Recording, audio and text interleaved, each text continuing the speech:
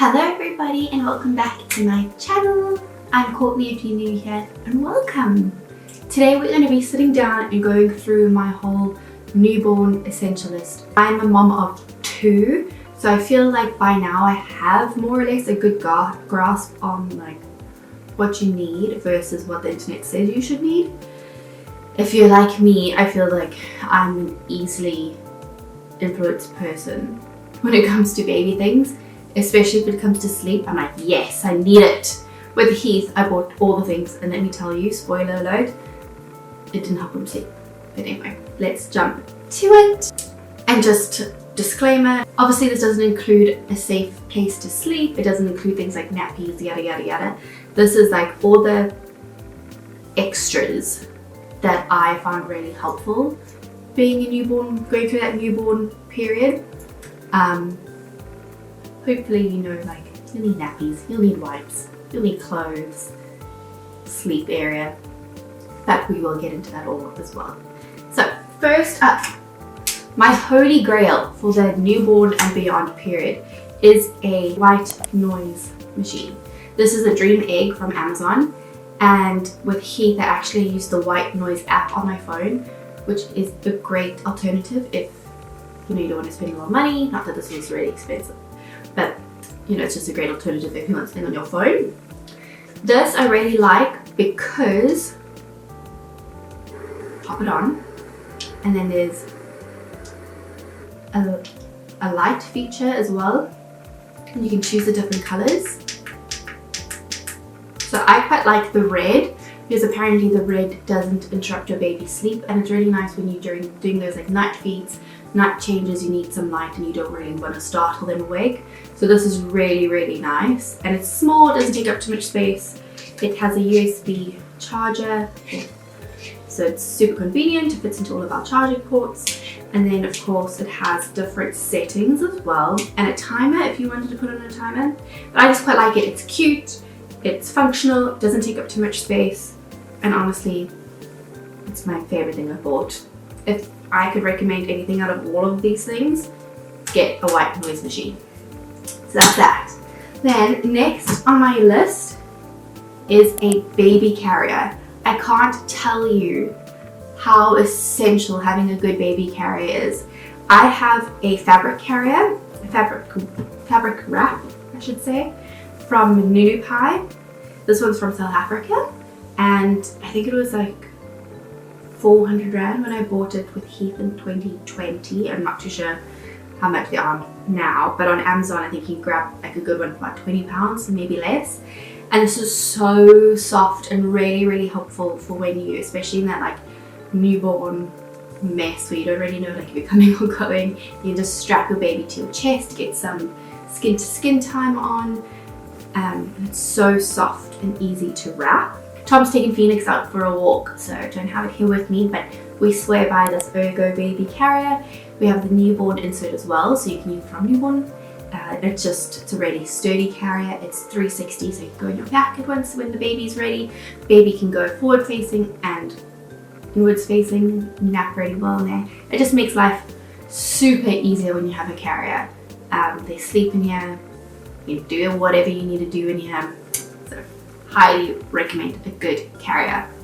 I'd say honestly, these two things, don't waste money on random stuff. This is your holy grail. This looks a little bit tired, but it's been well used. Let's just say that. This is from Woolworths back in Cape Town. I promise you, this is the nicest thing, especially if you want to have something that's sentimental when you push baby out or you receive baby for C-section, however you're having your baby. It's just a really nice, soft, absorbent blanket that keeps them warm, and it's a nice keepsake. I really like this because it's not too heavy. It's lightweight, but it's not lightweight enough where you feel like they'll be cold. It's just a nice cover if you're breastfeeding, nice thing to pop in your baby bag as a backup, nice thing to like throw over the car seat if the sun's getting in the eyes.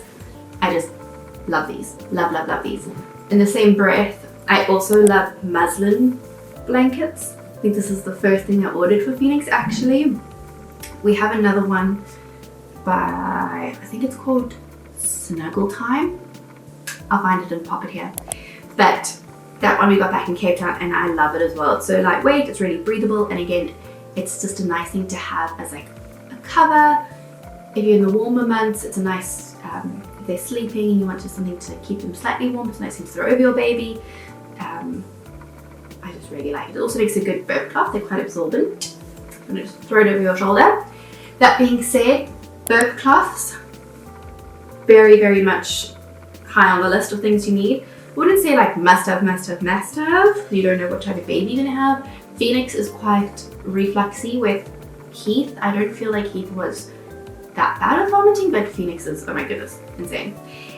So these are also muslin ones from M&S. They come in a pack of 3. I would say you don't need more than 3, but when Phoenix was still tiny and we had to stay overnight in the hospital, it was super hot, and this was just a nice thing to like keep over him. It's big enough, nice cover for him, and they're just so cute. They're really sweet.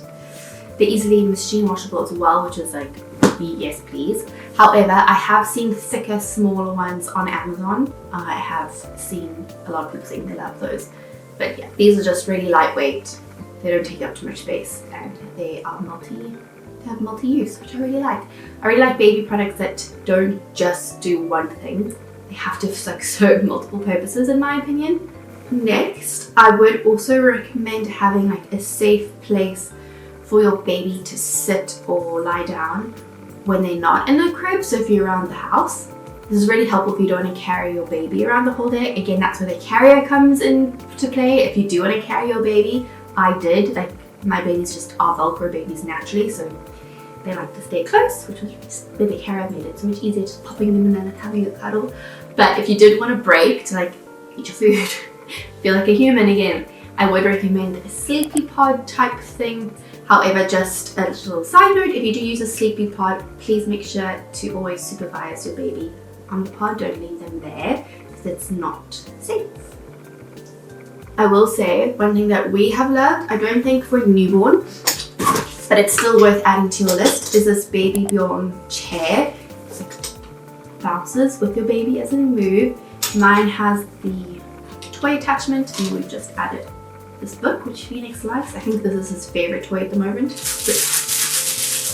Nice and scrunchy. But yeah, he loves to sit in this. This is really easy to remove if he does a poo, which has happened once or twice and has gone through. It's adjustable. Yeah, it just doesn't take up too much space. If you are using a baby changing table, power to you. I loved it with Heath, but I found with Phoenix, it's actually a lot easier changing wherever we are in the house, to be honest. I think that's because just having like 2 kids, you tend to just be a lot busier around the house than you were with just one. So what I do like is to have a basket full of his nappy things that I just plonk around the house. If you come to our house, you'll see lots of baskets like this lying all over the place. And this one has like wipes in it, nappies. This is our downstairs basket, and then this is our upstairs basket, which I keep next to the bed. This I found really, really helpful because Phoenix, we co-sleep with Phoenix. So instead of having to like get him up, get myself up, get him changed, I just pull this over during the night, pop on my light, and then get him changed. So we'll have nappies in here, we have wipes in here, and we have a change of clothes just in case. And of course, Heath made him a heart, a preschool, so we keep that in here as well, just to make it cute.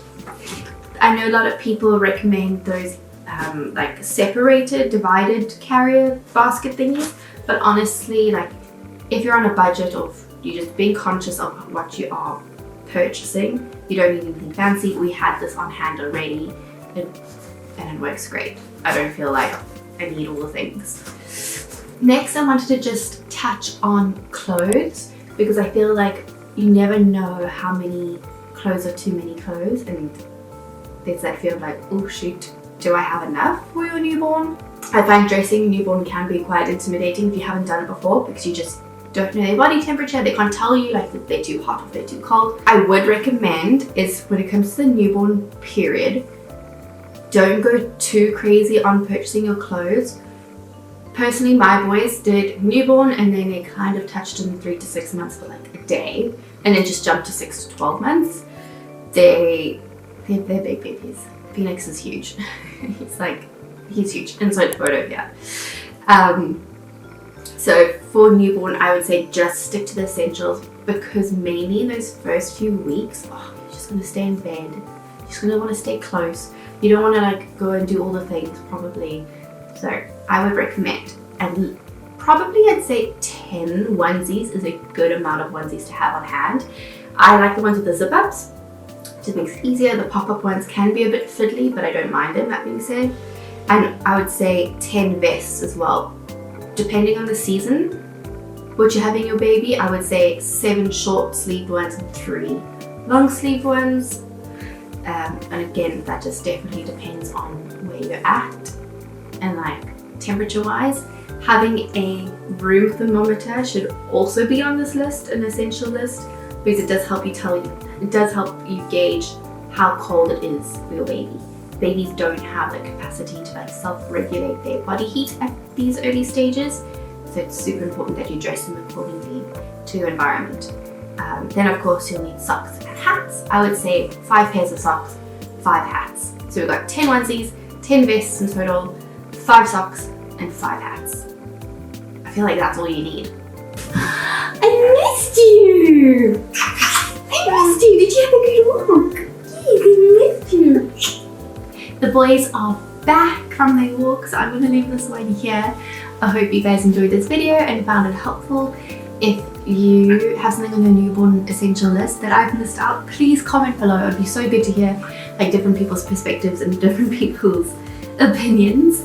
If you're a new mum to be, make sure to keep an eye out for my postpartum care, for my postpartum tips blog that's going to be coming up next. I'll see you guys in the next one. Bye!